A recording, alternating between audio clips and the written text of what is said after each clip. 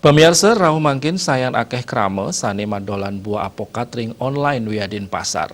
Rasa sani becik tur medaging akeh protein ngawinang akeh krame kedaut antuk metumbasan apokat.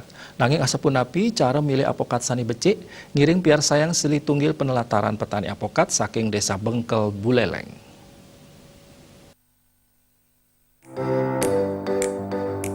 Manut Nyoman Anom Atmanadi, sani pinake sile tunggil petani advokat ring desa Bengkel Buleleng Mausang, krama sani jagi arse metumbasan apokat, mang daninin tenuan tah mutamayang untuk buah inucap.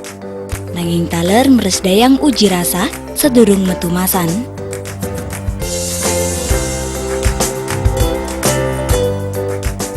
Santukan Manut Anom, wenten ake soroh rasa apokat, apokat sani kebausang becik inggih punika, apokat sani melengis, miwas teksturnya nenten medui serat.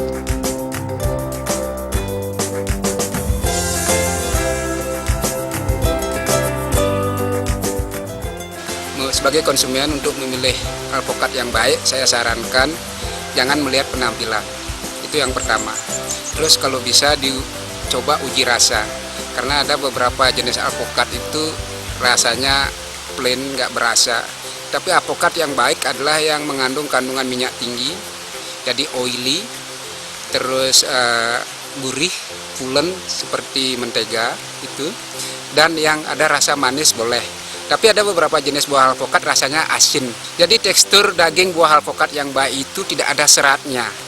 Jadi biasanya kalau kita beli di pasar, kadang-kadang kita nemu buah alpukat yang berserat dagingnya seperti akar. Itu tidak baik. Yang baik itu adalah tanpa serat, pulen, mengandung kadar minyak tinggi, terus ada rasa. Rasa bisa asin, bisa manis. Tapi yang cenderung di Indonesia itu dominan rasanya manis. Kalau yang asin itu dari luar. Bibitnya atau pohonnya.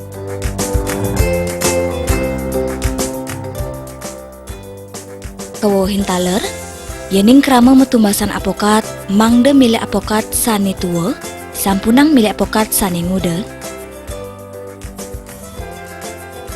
Juliana Miwa Angkat Wirawan, Bali TV.